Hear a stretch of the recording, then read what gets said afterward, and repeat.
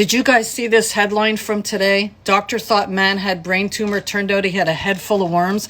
This is for all the medical doctors out there who make fun of people who want to do parasite cleanses or say that parasite cleanses are just grifting or scamming. I want you to listen very carefully because you're not schooled in this. You're just schooled in pharmaceutical bullshit. So listen very carefully. So a 60-year-old man went to his doctor because he had 2 weeks of excruciating headaches, behavior changes. Doctors did a CT scan. They saw lesions in his brain, but they thought it was cancer. But they ended up ruling that out, and they said, we did a full body scan, colonoscopy. They found nothing. They thought that was good news. So the doctors took a better look. They ordered a high-resolution MRI, and they ended up finding a tapeworm in his brain. So what's interesting about this is not new. You can find literature that this has happened many times. And they say that the worms in the brain come from people eating pigs. So I can assure you, tapeworm comes from more places than just eating animals. I have not eaten a pig since I was 18 years old. I am now almost 60 years old.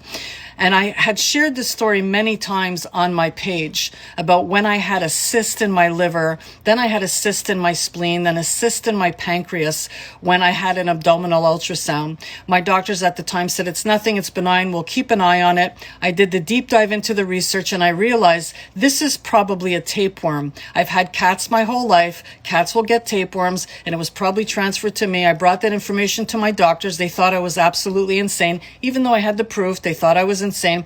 And I ended up doing the biggest parasite cleanse of my life. I went back 8 months later, got an abdominal ultrasound, 0 cysts in any of my organs. So clearly I was onto something. And then there was a big story on Global News a couple of years ago, and I shared that on my page as well. A girl who had liver cancer. She went in, they removed part of her liver, part of her lung, and after the surgery, they realized, oops, this is not cancer. It was a parasite in her liver. And now that this story is being shared on social media, you're seeing stories like this. Someone had a family member with lymphoma. The surgeon went in to remove the tumor from the lung, and I remember being told they just kept pulling out a spaghetti-like worm.